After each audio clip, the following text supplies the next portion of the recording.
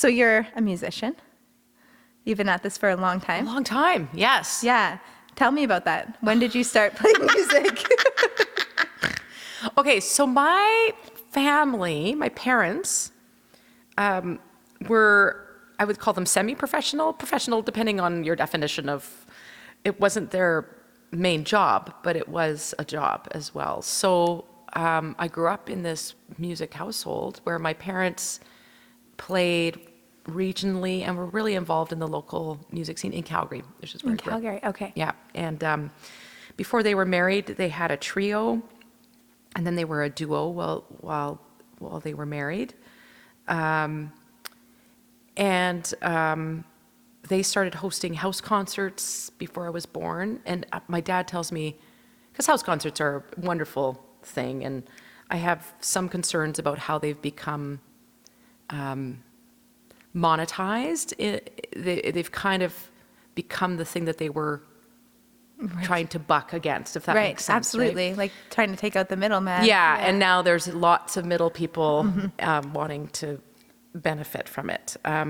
So my dad said the way that they started doing them, house concerts were kind of, I mean, people had parlor concerts and people playing in people's homes and living rooms for a lot, like kitchen party. You know, there's been music in homes forever. Yeah. But in terms of an actual like seated performance, yes, back in, I think, more of the classical world, that would be more of a tradition. He said that he got a call from a booking agent in Toronto who was booking a run of shows in the early 70s for an artist who was playing one of the venues in Calgary. And through the folk scene, they were given my parents' name and number and said, you know, if you're looking for other venues or suggestions or ideas, you should call the Lufts. So this agent called my folks and asked my dad if he would be interested in doing a house concert. And my dad said, well, what's a house concert? And the agent said, I don't know, just make it up.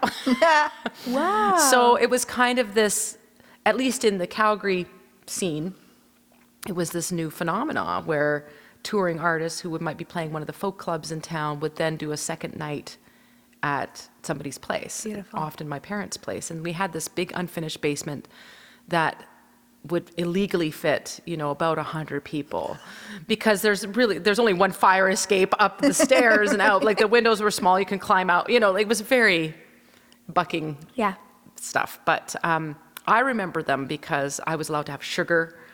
There was like pop. We got to get pick-a-pops. There was lots of fun. There was food.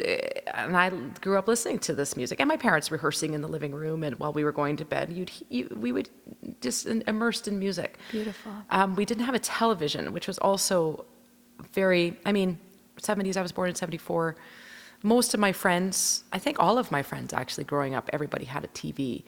And we were unique that way, that we didn't have a TV. We had instruments and we had records. Didn't mean that I didn't love television. I love television. I just couldn't watch it at home. I had to watch it at other people's houses.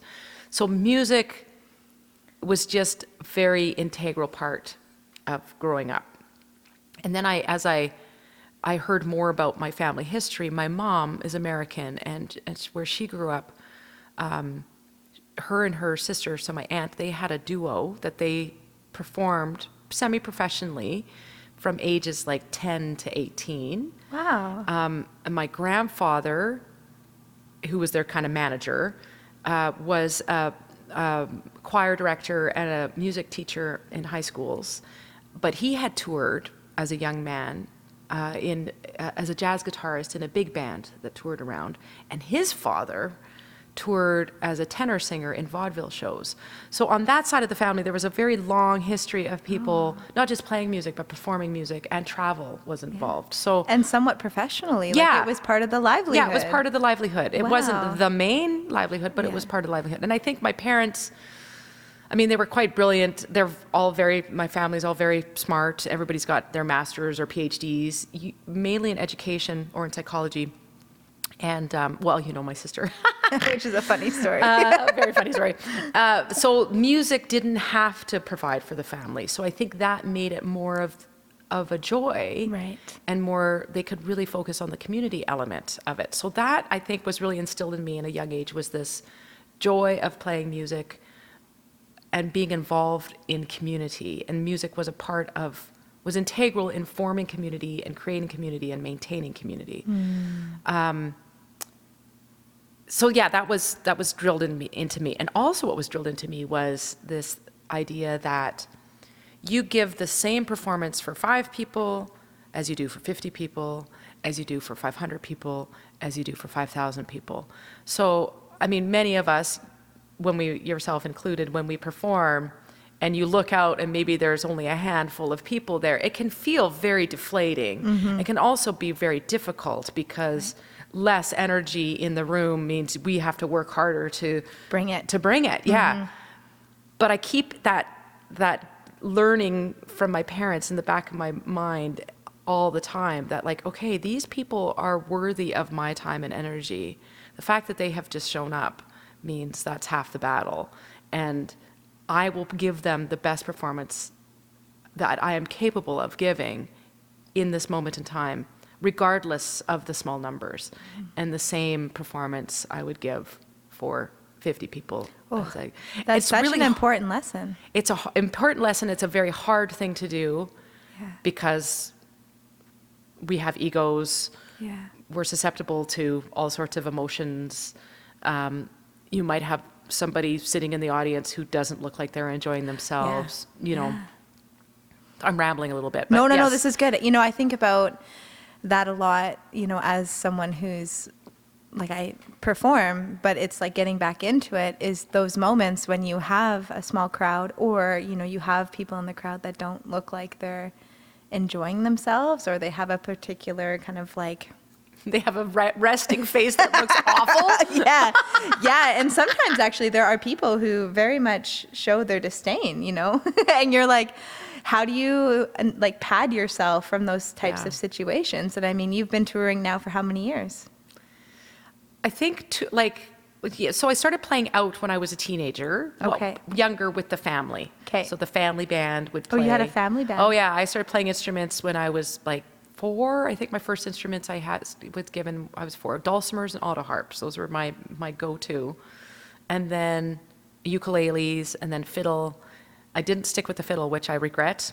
But then guitar. I always wanted to be a guitar player. And I hit puberty, and my dad was like, "Here you go. Here's your guitar." Upgrade from ukulele. Upgrade. But yeah, so playing with the family band, and then like playing opening sets when I was 14, 15 years old. Writing songs already very young. Wow. Had a little cassette of my songs that I had written, and just to give to friends and family and stuff. But yeah, like teenager, and then started really pursuing it. I was in university, probably 2021, and then I quit university to do this. I mean, full time, which means I had Not 2021. When I was 20 or 20. when you were 20. Sorry, yeah, I thought you were like, wait, no, yeah, when yeah. you were 20, 21. Yeah. Okay, gotcha. And then like 23, I think, is when I officially maybe quit university, 22, 23. And then had to find a ton of side work to. Okay, so what happened in you that you were like, I'm gonna do it? Like, was it a distinct decision? Was it like this aching thing that just kept bothering you? Like, what was the catalyst? Yeah, that's a good question. I think I always knew I was going to be doing music, but in my mind, I was like, well, I will do what my parents did. I will get a degree, education degree. Well, I moved out of education and was going to do more like sociology, women's studies kind of thing. But in my mind, education, to be a teacher or to be in the education system was the best, because I would get holidays, right. summers off. You know, like it was this practical. Okay, great. I'll have a paid vacation. I'll have a pension. I'll be able to do music on my off time, on the weekends, blah, blah, blah. And what was happening is I was playing out while I was in university, and it was going really well. And I had recorded a little cassette, a 5-song, 6-song EP on cassette. It was hilarious. And it was selling out, and I was having to manufacture more and more and more. And then the guys in my band were like, hey, we want some of the profit from the they started asking me for profit sharing with the cassette. And I was like, my first business decision, I was like, you guys, you didn't pay for any of the recording and you don't pay for any of the manufacturing. So if you want to put in, then let's share it totally. But it was so that was very funny. I remember that specifically. And then I remember I won free studio time, which was kind of a big deal. Like when I awarded this through some festival that I was playing at. I was living in BC at the time. And I think that was the catalyst, because I was like, adding up all of these experiences and the feedback and the people affirming me in. Life was directing you that way. Yes, it was. So I mean, maybe it was foolish. I really only had 1.5 years left of university. But I was like, no, I need to really honor this. I think that's what it was. And it was very interesting.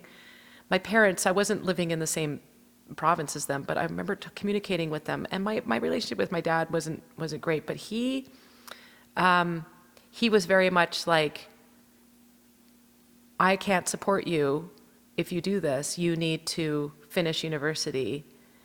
And through therapy and through realizing some of the other things that he had said, I was like, I think he's envious of the fact that I'm able to pursue this. Because he wanted to wait till he was retired, and then he would go do music. And I'm like, who wants to wait till you're retired? He got sucked into the stability piece of it. And I understand for reasoning, I totally get it. And I actually don't criticize or judge anybody for doing that. Like, you can be a professional musician and have a full-time other job. Like, it's not about that. But for me, at that point in my life, I was like, I think I need to really see where this goes.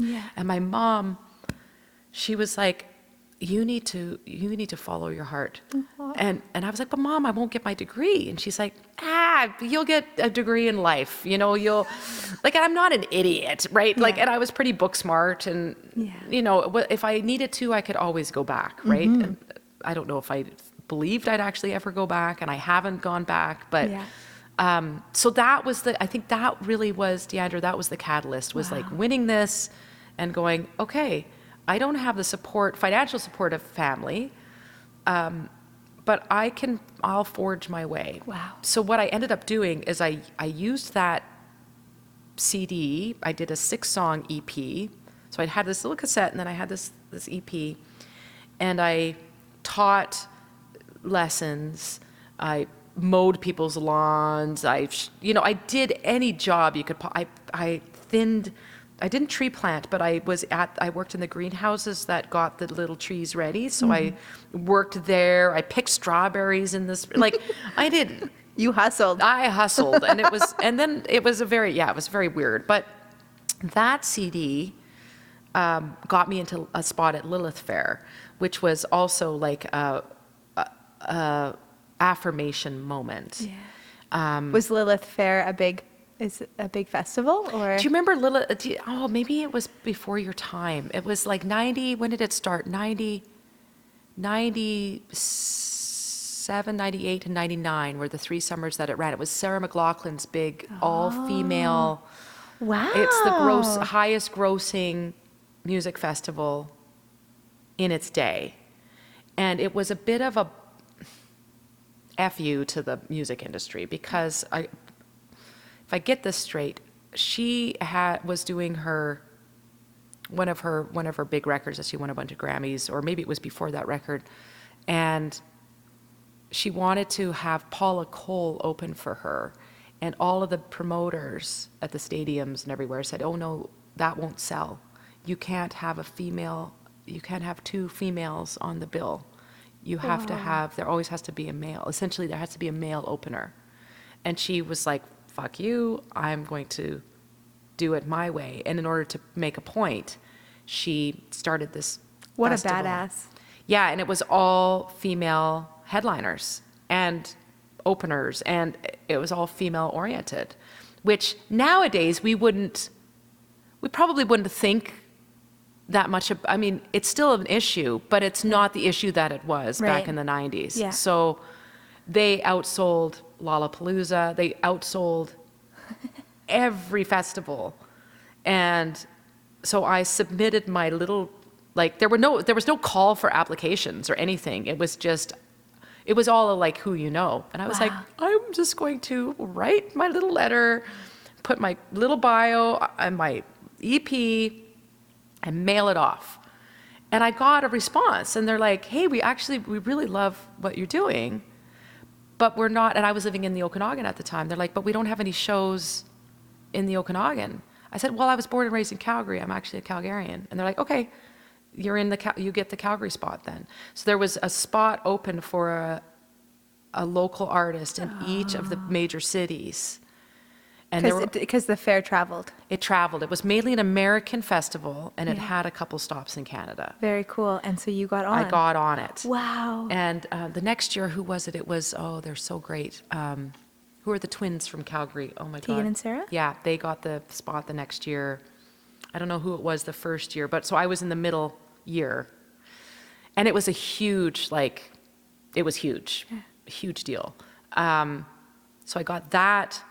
I was offered to play the World International Guitar Festival, which happens in Liverpool, or just across the river from Liverpool in Birkenhead, that whole region, the Merseyside region. And it was through somebody who's become a really good friend of mine, who was doing like a ski vacation in the Okanagan and playing music for fun on the side. And I opened for them, and they're like, holy shit, you're a phenomenal guitar player. And he didn't organize the festival, but he knew the booker. And so the people like Niels Lofgren, who plays with Bruce Springsteen, like some pretty, it was wow, a guitar festival, right? Cool. And they had like different styles of music at the festival. They had like a classical section, and there were a couple female artists in that section, but in the pop, rock, and roots section, there were no other female guitar players. Just you. Just me. Holy smokes, Cara. Yeah. So at the time, again, it was this very prestigious, kind of ground moving for me opportunity. And while I was there, so this was in '98, the fall of '98. So I went over. They paid me, they hooked up a couple other shows for me, and then I ended up staying for a couple of months and just traveling around and playing open spots at what they call it, the folk clubs, they call them floor spots. So I went and did a bunch of floor spots at folk clubs, and went to Europe a bit, and just kind of, it was freaky, and I didn't really know what I was doing, but you did it. But I did it, and it was so interesting. And you were Deandra. solo? You did this solo? Yeah, I did it solo. Although at the festival, through friends, they hired a percussionist and a bass player for me. I don't know if I needed them, but it was a fun thing. And, we worked up a couple, we did 2 sets, and it was really great at 2 different times. And at those shows, this young budding guitar player from Liverpool, was about 11 years old at the time, came to see the person who I was opening for, and ended up falling in love with what I was doing. And he bought my music at the time. I only had the cassette and the EP, and learned all my songs, lists me to this day. He went to Paul McCartney's LIPA, which is a Liverpool performing arts, plays in this very famous Fleetwood Mac tribute band that is like the only tribute band that Fleetwood Mac actually endorses or something. But he's this great producer. He plays the pedal steel. He became like my super fan and now very close friend. But on his bio, he lists like B.B. King, Stevie Ray Vaughan, like Eric Clapton, Cara Luft. It's hilarious. It's really funny because That's so I'm a good beautiful. guitar player, but I'm not like. But so from that experience, and then fast forward, I moved to Winnipeg and I started the Jennies. And I had left the Jennies by the time they were touring England. He didn't know that, and he bought tickets to go see them at somewhere in Liverpool. And he came with all of my old stuff for me to sign and everything. Oh, no. And I wasn't there, and he was heartbroken. So he wrote me an email. He's like, I don't know if you remember me, but I was 11 years old, and you influenced me. You're great, one of my blah blah blah. But if you ever come back as a solo, to England. I'd love to play with you and host you with my family. And Wow. so long story short, he ended up being my side guy for a couple of tours. And Jeez, this is so beautiful. I know, it's hilarious. And now he just actually sent me a song the other day that like I sang on a track of his, and I'm going to be in England in June, and I'm going to go record with him. Oh. But like, it's interesting, that community, when I go back to what was instilled in me as a child, this music helps develop and maintain community. Oh, yeah. 'Cause that's what it really is all about. Well, and when you tell me these stories, I can't help but hear this, like, the synchronicities and Yes. and the ways that kind of life reinforces through connection, like Yeah. reinforces your path for you. And we started off talking about money, and one of the things I've learned both in witnessing other artists that I'm close to, and also as I dabble in it myself, is that when you really land in that profession, you have to trust life. That's like, you have to trust in the Yes. fact of, you have to trust in community, and that you will be taken care of by people, whether it's a super fan or whether it's Yeah. somebody's house that you're landing at for a house concert. It's like this deep trust if you're really going to make this a go. Yeah. Yeah. And you have to, you're right, you have to,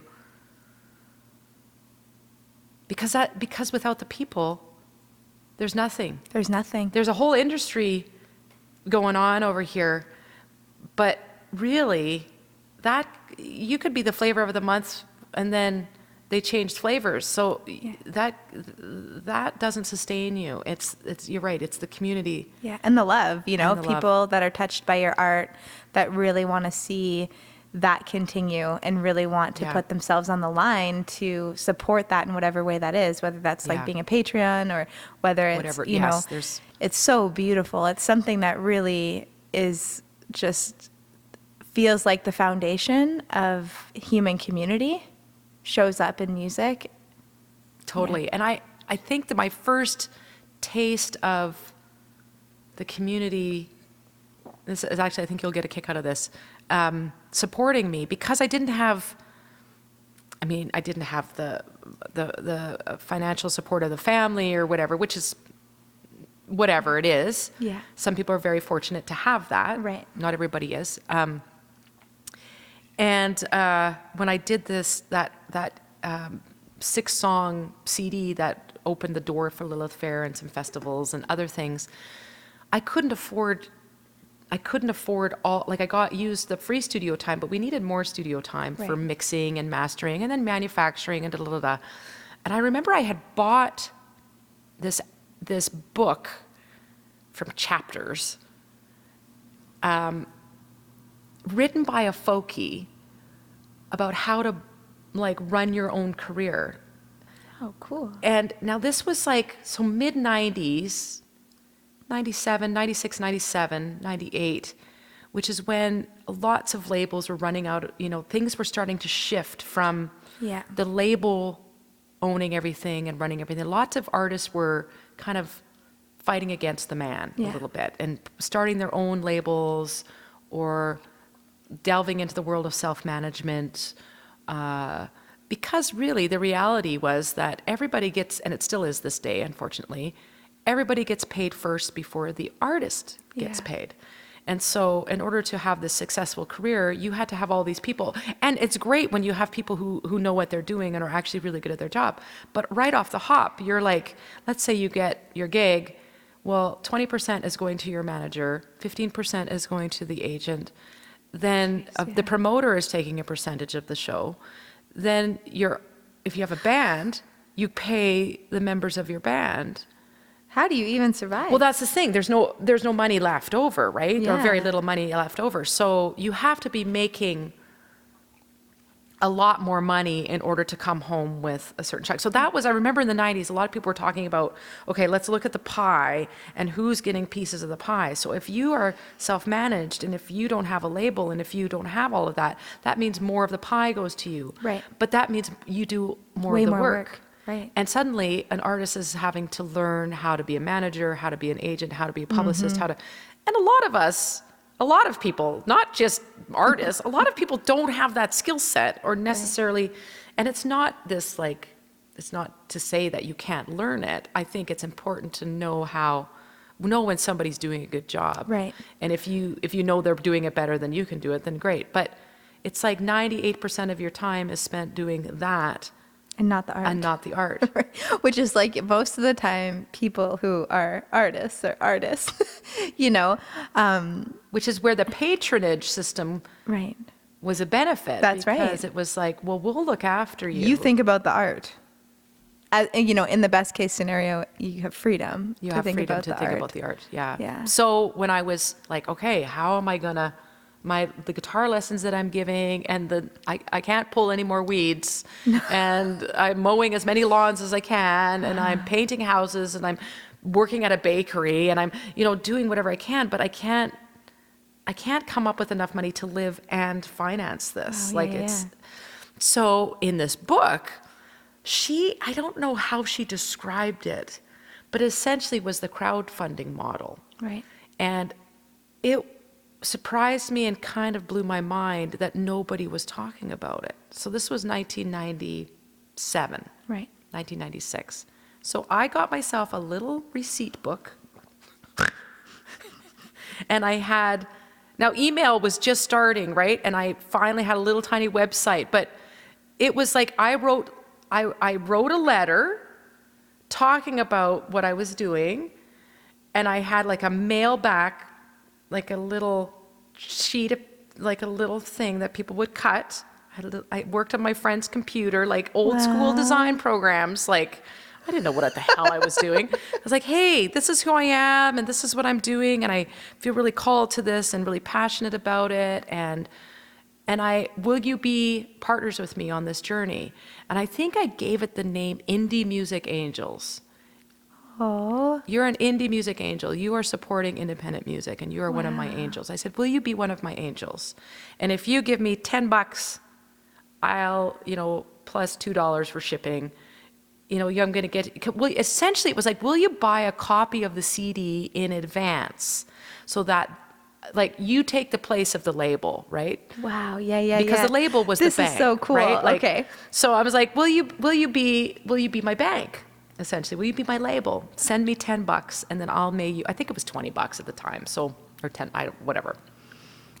And if you give me $50, I'll put your name in the thank you credits. If you give me $100, I'm going to give you, a T-shirt or a poster or whatever it was. Like I had these, and if you give me $500, maybe I'll have your baby, or like something totally stupid, right? Like ridiculous, right? But so I did that, and I went and I photocopied all of these things, and I assembled, and because that's the day of the address. Those were the days of the address book. So you could look people up. Yeah, and I had an address book, right? Like I actually had an address book of my friends. Amazing. And their parents. And so I spent a bunch of money mailing all of these little letters, and I wrote little handwritten notes in all of them. And how much did you get for Sure enough, people started mailing me things, but I also carried a receipt book with me because I knew the community where I was living also believed in me. And so I'd see them at a coffee shop or an event or whatever, like, hey, would you be open to parting with $10 now, but I'm giving you a receipt, because I was selling the CDs for $10. I was like, would you buy a copy in advance? And here's your copy of your receipt, and I've got the copy here. Yeah. So that when the CD was ready, I went and gave them all their CDs Oh my goodness. with a little thank you card. This is beautiful. So I started that for that first official EP, even though I kind of had that EP cassette, and then I kept that tradition going with each album that I did. And now crowdfunding didn't really take off in the mainstream until 2000. no later than that, Yeah. I think. Well, even Patreon was Yeah. really big in the last maybe 6 years. Yeah, 7 and years, so yeah. crowdfunding, like Kickstarter and things like that.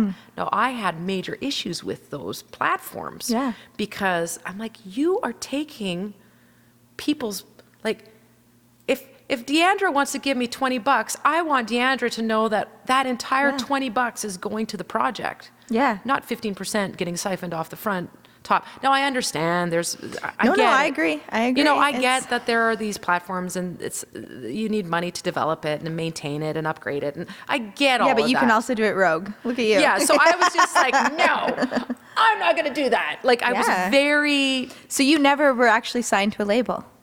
I was signed to a label, but they never really gave me any. I've been signed to labels, and You I still have. am signed to a label. You are? Okay. But they never give you any money. What's the label? What is the role of a label now? The role of the label sometimes is, but it's money for manufacturing. But like, who's buying CDs? And it's also Interesting. money in advance for publicity. Okay, so So it's one like of the labels that PR. I was signed with, so with the Jenny's label, that was still in the tail end of the old school label days. Okay. So they did put money into recording. They put money into they put money into they put money into everything. And that's Now, like a contractual agreement. yes. Now we pay all that back, right? It's all recoupable. So it means that It's like a loan. yeah, it's they're taking the role of the bank. They're taking part of the risk though too, right? Right. So that's where it's a partnership. Okay. Where the second label I was signed with, I actually went with them because they had an amazing publicist. Even though they had no money to go put into the album, they had money for publicity and marketing, and they put into ads and things like that. So money I didn't have in advance, right? Right. So it also worked great because it was a great community. It was a Right. label full of incredible musicians. It was And a good, that's an important thing. it was a good stable. Yeah. The label that I'm with now, that was why we signed with them, that the Smaller Grays are with, because it was a good stable. Yeah. But again, no money into the recording, just Right. money into marketing and promotion and manufacturing. But again, who's buying? Like, it's a whole other. It's a different game now. And things are constantly changing. So it's more like you need a team around you of people who are constantly kind of thinking forward with you, Mm-hmm. and that money isn't the first thing. Where I think labels, unfortunately, Yeah. they're a business, and so money is usually the very first Yeah, important for thing. sure. So if you can find a label where money is important, but so is everything else, That's different. that's different. I think then there's a great partnership. That's the thing, is I think you need to feel like you're a partner with your label. Right. And I don't know, that's why so many artists start their own labels Right. And also go without labels. and go without labels. Yeah. Wow. So, but you still did a lot of crowdfunding. So you did the Whale and Jenny's. I did the Jennies. We didn't do crowdfunding with the Jennies. I had suggested it. Again, it wasn't called crowdfunding. It didn't, that term No, didn't but they were come- with the label. Yeah, we were the label. And then I Did you went- have your side gig going, like your own projects going while you were? No, so I did, when I moved to Winnipeg, I did start pursuing music full time, essentially. I had a couple side gigs that they were casual, and so I was able to leave and go on tour, and I released a full-length album there. Then once the Jennies, and then I was touring really full time. Then the Jennies started touring, and that was 3 or 4 years of pretty much full time. And then I left the Jennies and went back and went back to my solo stuff. So I wasn't really able to do solo stuff. There wasn't time Yeah, to do that would be so hard. solo stuff. And that was fine. I was really committed to like, let's Yeah. see this. Then went back to doing solo stuff, and that's, that was, and then I did a 3 records before starting the Small Glories, 3 more solo records before Yeah. the Small Glories, 2 full lengths and 1 EP. And during that time, again, I started going back to doing the Indie Music Angels thing and finding an international community through touring in Europe. And It's so inspiring. yeah, it was just, it's a very, it is inspiring. It's actually just it's beautiful to talk about with you, because it reminds me of like, because sometimes you feel, I think every musician starts to feel at some point, or not some point, off and on throughout their career, you start to go, well, what have I actually accomplished? And oh my God, I'm back at square one. Like I was meeting with my friend Carrie Latimer, amazing, one of Canada's finest songwriters. Absolutely. And, multiple fangirl over projects. here. Yeah, like Yeah. she's incredidible. And she was helping me with my photo shoot, helping calm my hair down. It was hilarious. But they're releasing a new record, Leaf Rapids, her project with her husband. And, we were talking about like, oh yeah, she's like, I'm at it again. I'm 55 and I have to now find the publicist, and I got to find like, it's like this never ending thing that every artist, especially more independent oriented artists, we're constantly going through these, you'd think that we would have figured it out. Well, we have figured it out. It's just that the game keeps changing a little bit. Well, and it's constant. And it's constant. It's constant. Yeah. It's like, who do you know who could open for us in Calgary? Or who do you know the person who books a venue? And like, it's that whole, there's no, okay, we've made it, we can stop doing that. It doesn't There's no exist. end game. There's no end game. There's no end game, or this, there's no like stability. And so I think that's where the catch is, where you go, or the question you ask yourself is, you come to a point where you need to decide that this is worth pursuing, that this is worthwhile, this is worthy, and however it takes shape, whatever form develops, and you tailor your life around that. You tailor your decisions. You trust in the art, like the art and the what happens and in your community. Yeah. The sharing of that art. It's interesting because I went the other route of, choosing the school path and having done music from a young age and always having the deepest desire to just perform and sing and share in community. And then, you get the stable job and you get the master's degree, and then it's like when you're driven by that desire for art and community, there's no amount of stability that quells that, at least for me, and being someone who did that first and then now starting to more seriously take the leap into that area, it's like, holy crap, this is a serious game. It feels like a game. And it's a game. I had a meeting with someone last week who, I'm doing the granting game, so I'm applying for a grant and I'm getting them to look over my grant. And he's like, well, you have 7 releases and no audience. Why would we give you money if no one's listening to your music? And I'm like, well, I just don't market my music, because it's like one thing to make the art, but the other thing, that other piece is like actually more important. Like, how do you get it out? Well, it's more important to them.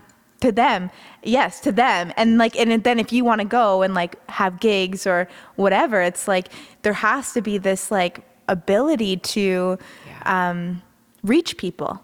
But then how do you reach people in an authentic way? Right? Yes. And that's it. And so it's like sitting on the sidelines and having artist friends and trying to like figure out, okay, how do I want to engage with this? And then you're like, there's these games that go on around like the granting. And then it's like when really the desire is to create music, to connect with community, to have shows and connect with people and share your art. And it's like, And that's where that house concert phenomena initially was about, right? It wasn't, It was like, no, we don't want anything to do with the industry. We're going to do our own thing. We're going to invite who we want, and we're going to have an evening of sharing or afternoon, whatever. We're going to share in our own authentic way. Yes. And then people saw that there was money to be made, right? So it's like, how do we find that? There's a business.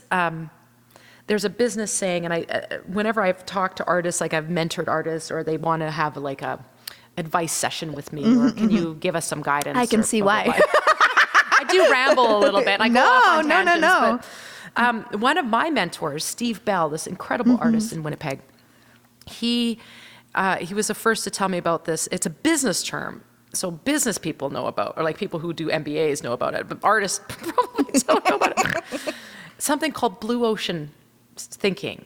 So to use the example, you think about the ocean, and let's say there's a fresh piece of meat, blood comes in the water, and the sharks smell it, and they all flock to it. Well, the first 5 sharks on the scene, they get something out of it, right? Yeah. But it attracts hundreds of sharks. So you think about going to a music conference.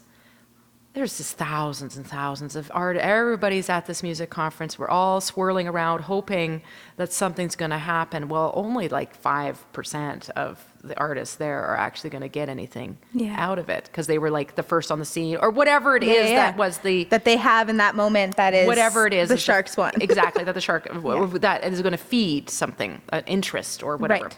So the blue ocean theory is that you swim away from all of that and you go into clear blue ocean and you somehow create something that a need that doesn't exist, or an interest that is maybe not affiliated with that. So the only way the way that I can process it is I think about, do you remember when Starbucks coffee back in the 90s started selling CDs at the counter? Oh, yeah. No other coffee shop was doing that. Yeah. And if you were an artist and you were one of the 5% that got on one of those CDs, guaranteed somebody was going to listen to it. It was before it was the start of that, like, this is a blue ocean thinking idea to put unique, independent music. We're going to play it in our coffee shop, and we're going to actually physically sell those CDs. Well, oh my God, you don't go to a coffee shop to buy music. No. You go to a coffee shop to buy coffee.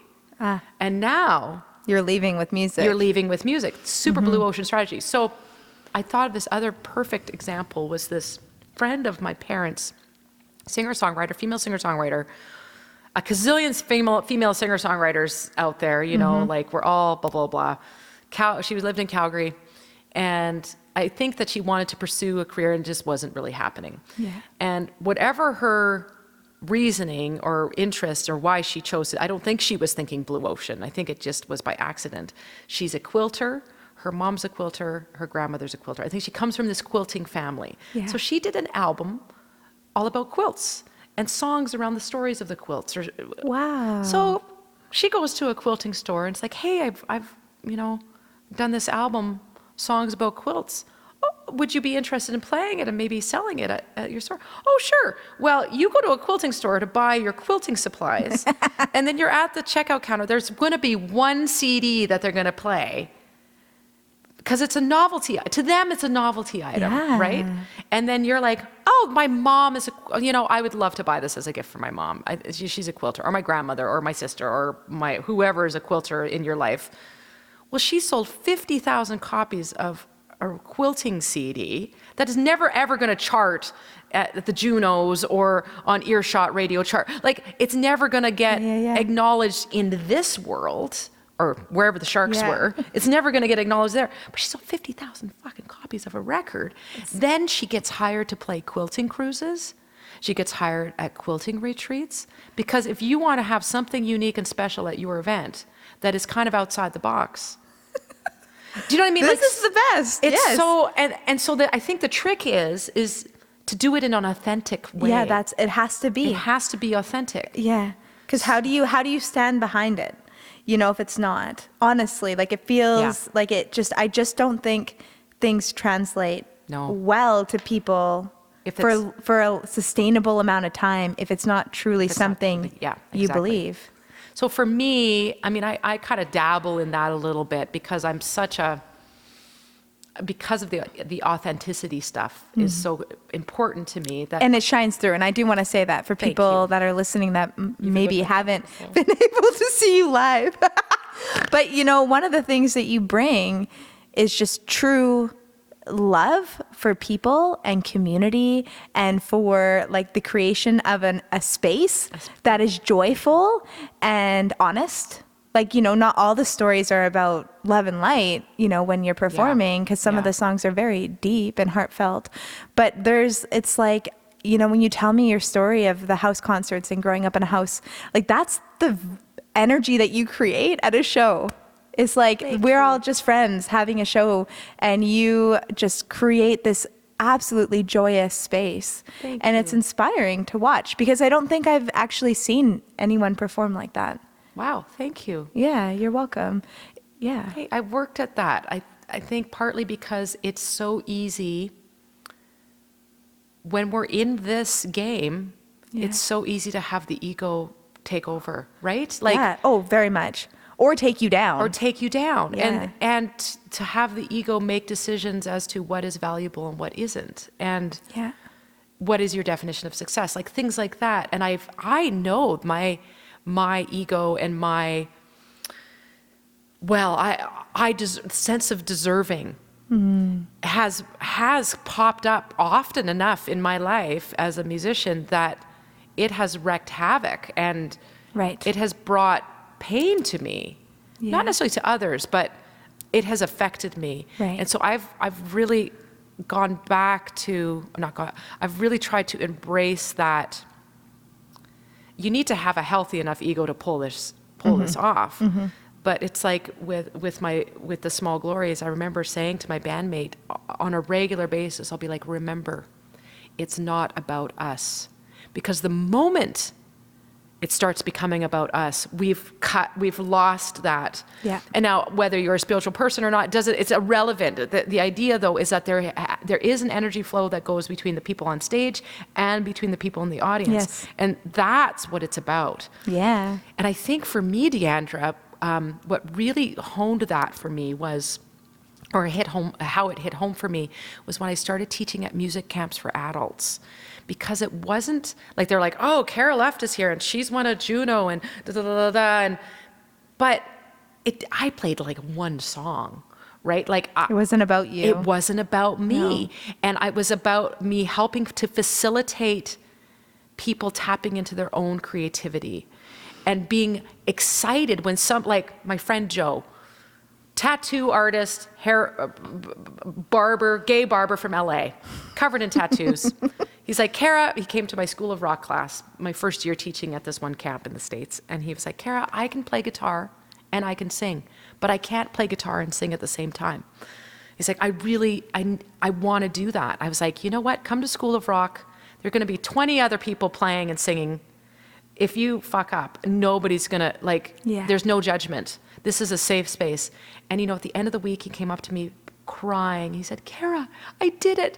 I played and I sang at the same time. And then I started crying. And I was like, this is what it's about. Yeah. So yes, I can perform. And I want to help create that experience with my audience, because I want to have that experience too. Right. With of them. connection. Of connection. Yeah. And I want that and so to see that in a space where it isn't about how famous you are. Right. It's not about performance. It's not about performance. But you still can feel that same, like There's a that connection. essence, that connection of how music can connect us and move us beyond language. Yes. Yeah. It's really, really profound. And, if you've been in the audience when that's happened, or if you've been on stage when that's happened, for me, there's nothing better. There's not a better, and I know I said this to you when we went for coffee, there's nothing more profound to me than either being in the audience and feeling that interconnectedness between everybody in the room. Yeah. And it doesn't matter what the person beside you thinks, what their politics are, where they're from, what their history is. All of a sudden, we're in it together, and there's a shared experience that's happening beyond, our language or our lenses or our egos. It's like the dissolving of the collective ego to just be all together. Yes. Oh my God, I chase that like that is the thing I long for. Yeah. That's the drug, and maybe you have it. Maybe you're more honed in, but it's like, that doesn't come every show.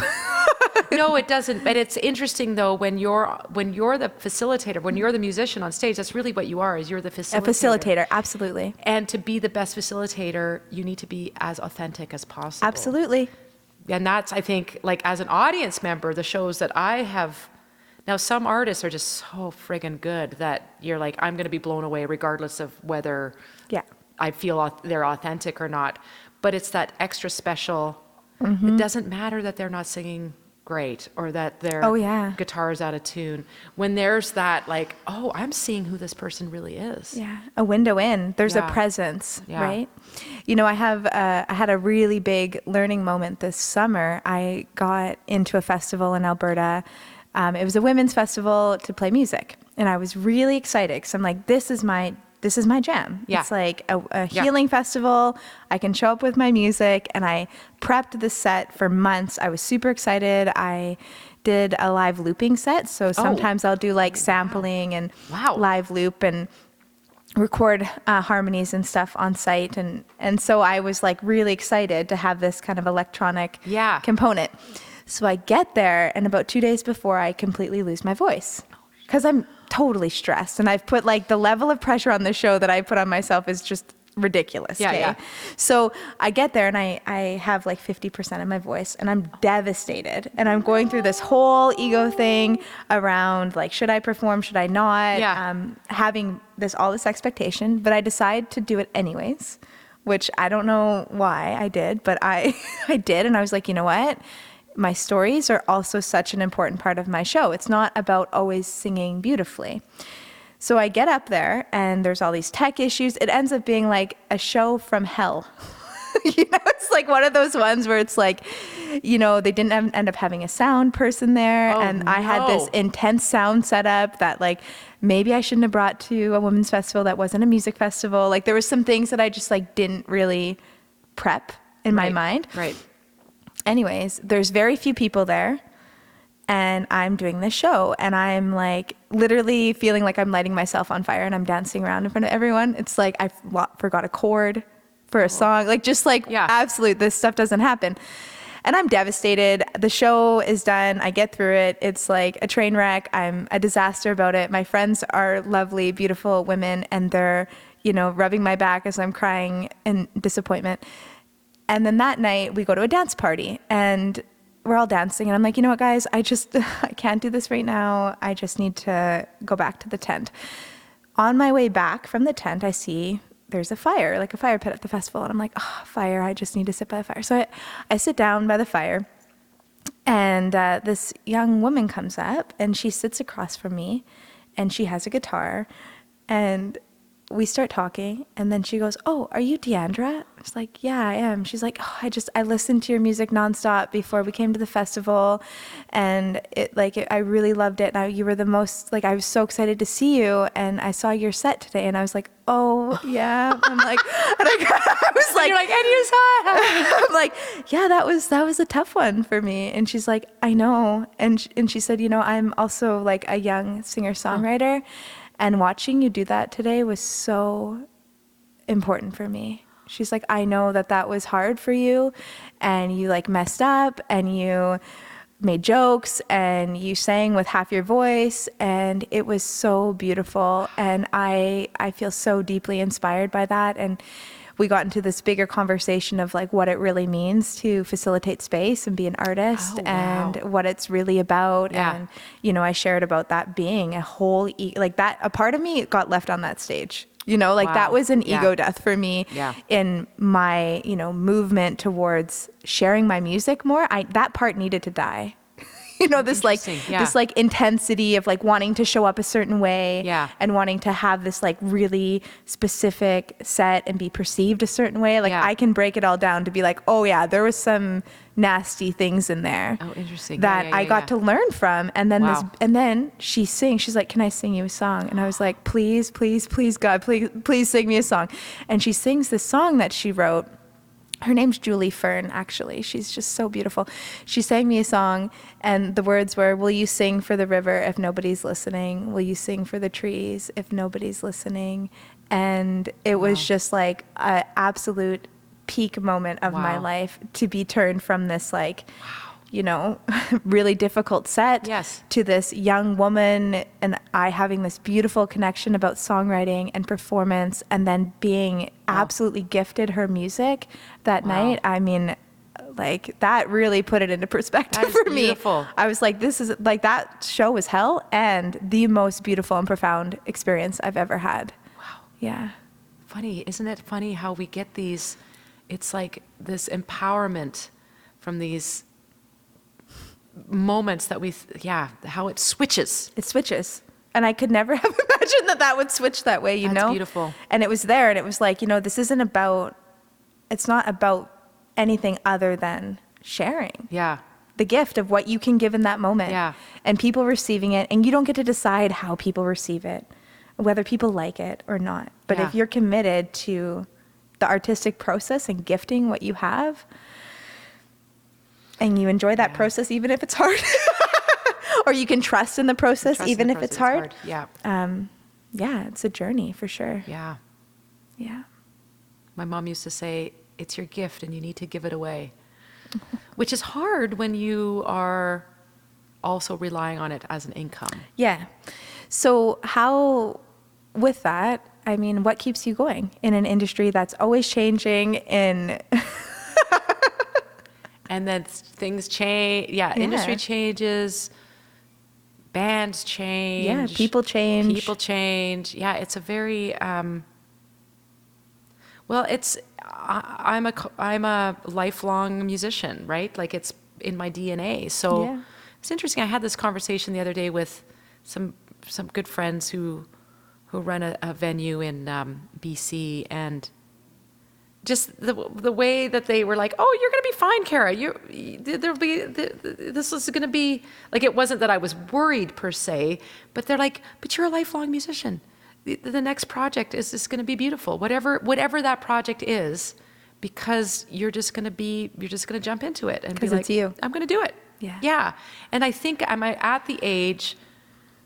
I turned 50 this year, and so this has been, this year is going to be really, it's like a transformational year on so many levels, on a physical level, going through perimenopause and aging, a woman who's aging in an industry that doesn't like women aging or doesn't value women who are aging, and just kind of buck that trend a little bit and connect with women who are older than me and be like, wow, you are powerful and you are inspirational and you have so much that you are giving. Like, I'm coming into my empowerment phase. Yeah, you are. And Yeah. and I'm actually seeing that. It's not just like fake it till I make it. There will be lots of faking it till I make it in that. But I think because I've gone through so much in the industry and seen so much change, and I've changed so much that,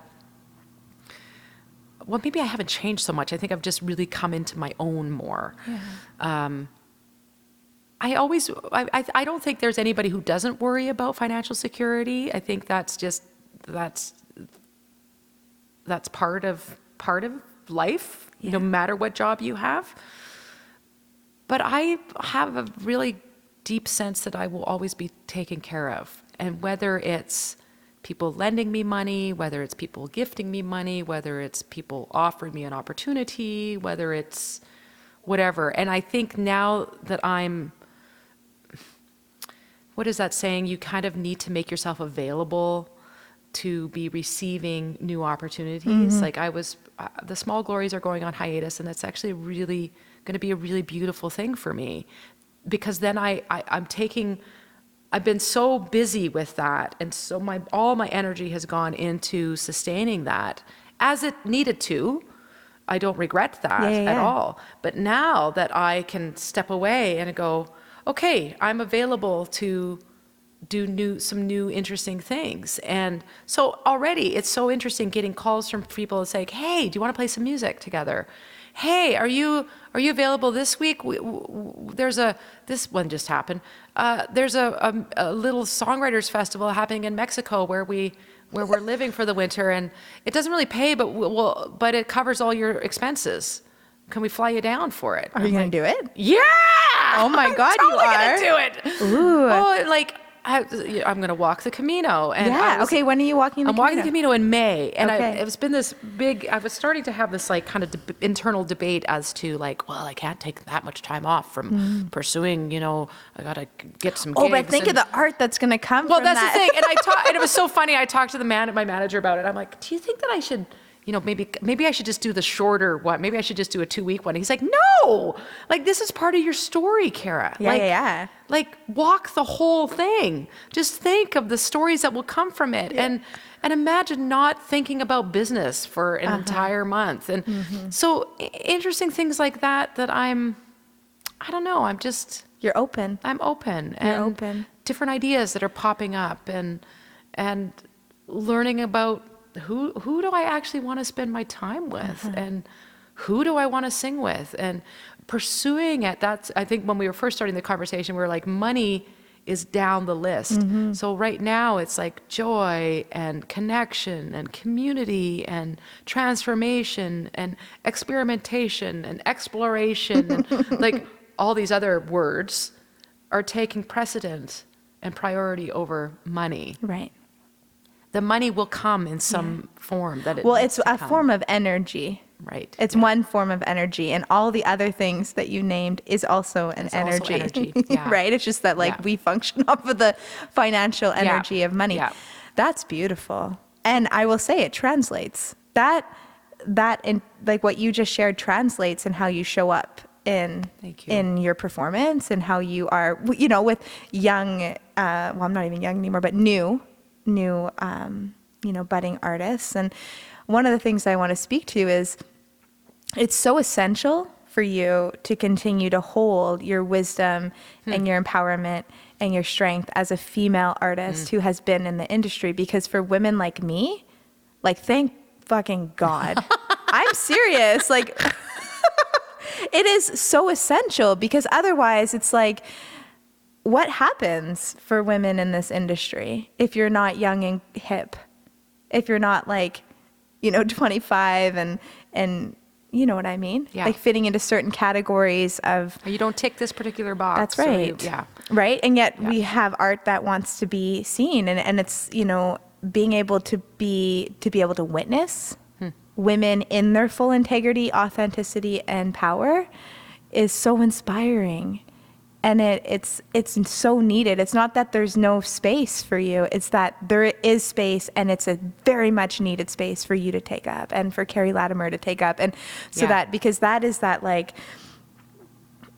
the wise woman. The wise woman, It's the crone. I mean, you're not quite there, but it's like moving into that wise woman crone phase. And it's like, that is what is missing in our society.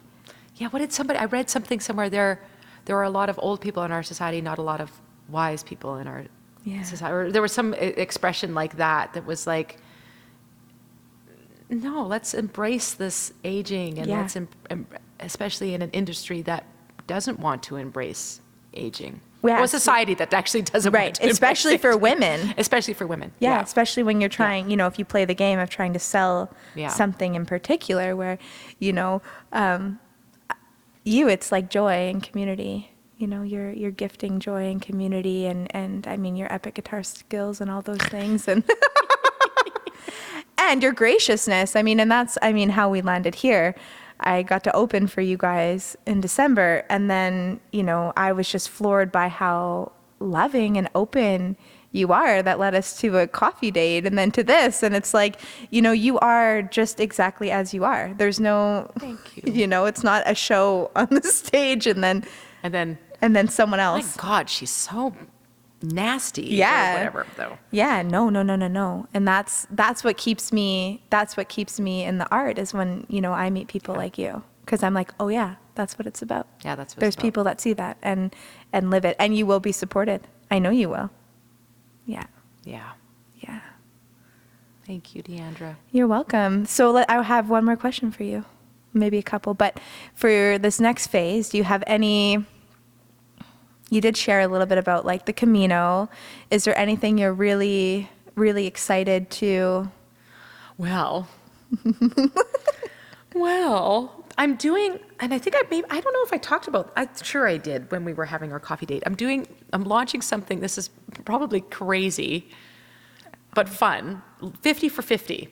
So I'm doing 50 shows in honor of my 50th birthday. It's amazing. And When's your birthday? May 27th. Oh, we're only a few days off. When's yours? May 23rd. Oh, May babies, best month. Okay, May 27th. May 27th, and so for my 50th year, so I'm actually starting some of the concerts before my 50th, Okay. and they will continue on before my 51st. So I don't have just 12 months to do them. I have like, Great. 18 months, thank God. But no two shows will be the same. So it's going to be all different, either collaborations or themes. So I kind of kick things off in February, and I'm doing some shows in Alberta with a fiddler who I met at one of the music camps, one of the other instructors, and I think another friend of mine is going to join us, a guy from Fernie. He's a great mandolin player, and we're going to do a couple trio shows. And then in March, I'm doing some shows with two other guys. And Amazing. then I'm doing a show with our producer, Neil Osborne, who's a super rock star, and we're going to do like folk versions of some of his songs, and he's going to join me on some of my songs. And where's he from? Vancouver. Vancouver, okay. And then I'm doing something with my friend Sherry Ulrich, also a woman who's been in the industry. She's in her 70s. She's been in the industry since she was 19 and is one of my mentors. So we're going to do a show together and invite some other women. And like, they're all going to be, so this is again, it was all those things before money. It's like, what do I want to do? I want to do all these, I want to sing and play music with people who are either my friends, who are musicians who I respect, who I don't really play with, or I've wanted to play with, and some of them will be solo shows, some of them will be rock and roll shows. I wanted to see if the Ego Spank guys will do an 80s sing-along night with me. Oh my And we worked gosh. up a whole bunch of like things like that. That will And be then fun. when I'm on the Camino, and it was so funny, my manager, he's like, Cara, one of your shows can be on the Camino on your actual birthday. Why don't you sit and do an a cappella set? If you don't have an instrument, or maybe you can borrow a guitar that's in that town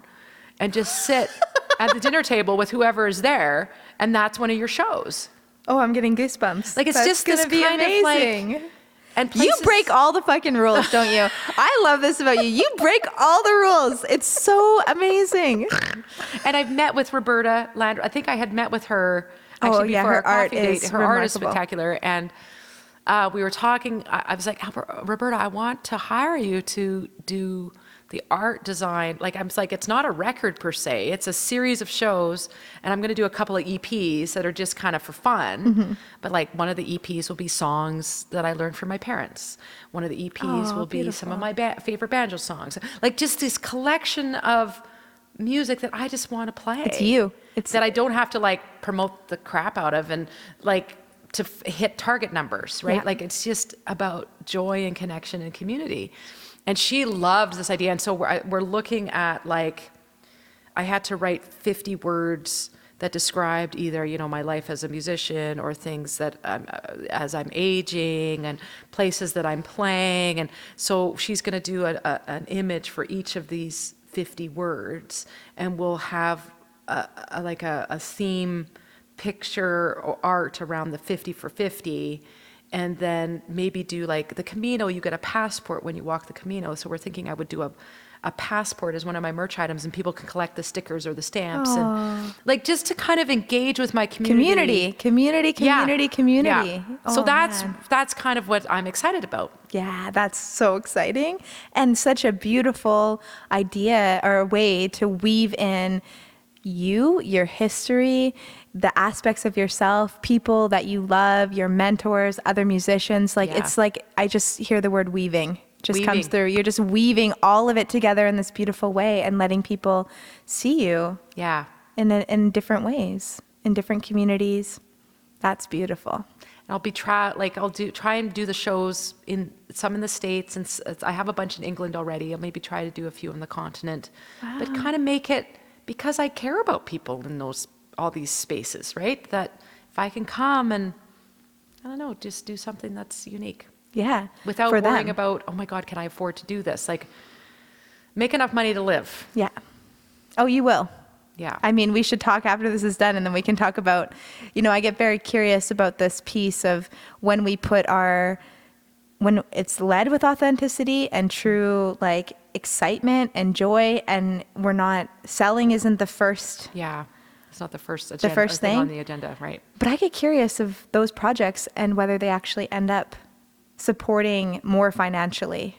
Yeah. Then we think, oh, it's not for money, and then people receive it and want to be with it. Yeah. And then therefore are generous with it. Yeah. Yeah. Yeah. Versus being sold something.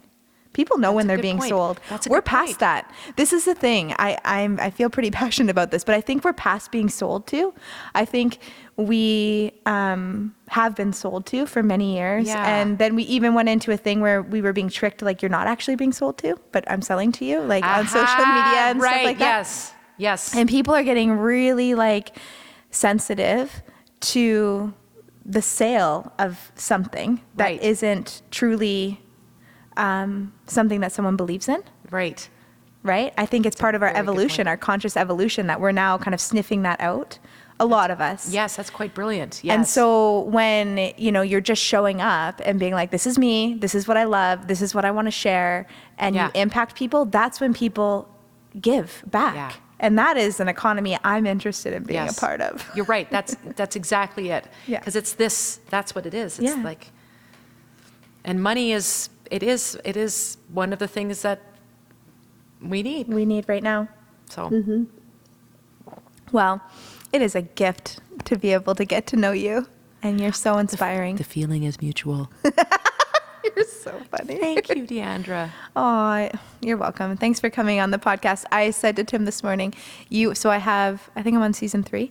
You are maybe there might be one other person, but I think you are the only person who did not text me about questions, text me for a plan, text me about like, what was this going to be like? And are you going to film me? And are you like, I got no needing to prep you ahead of time. And I did very little. Actually, my text didn't even send to you to confirm the time, which is like two Geminis working together. Like, oh, hey, is it 11:30? Okay, good. I'll be there. We're of similar nature, but you're the first. And so I was giggling this morning because I'm like, Cara hasn't asked me a single thing about the podcast, and I love it. I'm not telling her anything. No, don't tell me anything. And you were that's like, how many guests have I had? And you're the only one who was just absolutely go with the flow, totally adapt. I'm like, she's clearly a performer, like someone who's able to just like improvise, adaptable, because and I had such a giggle. Oh, that's so, well, I kind of figured because after our coffee date, I got a vibe. Yeah. And then I listened to one of the episodes. I was like, oh yeah, this is good. But it's like going and having a wonderful conversation with somebody. That's what it is. Yeah, and that's what I hope for people to listen. So, okay, so if people want to stay connected with you, how do they do it? Stay connected. If you're a social media person, I am on all of those. Well, not all of them, actually. I canceled my Twitter X thing because there's just certain, you just don't need there's just certain people that you don't need to be associated with, and platforms you don't necessarily need to be associated with. Instagram and Facebook are kind of the go-tos for me these days. I haven't really embraced the TikTok. Yeah, me neither. And I'm not sure if I want to. But Instagram and Facebook, I have a personal page on Facebook, but I'm kind of directing people to more my music page because I cross post anyways. So, okay. And it's better for part of that industry game thing. It's really helpful, a real practical way to support musicians is to actually follow them or like them on their business Absolutely. pages. And same with Instagram.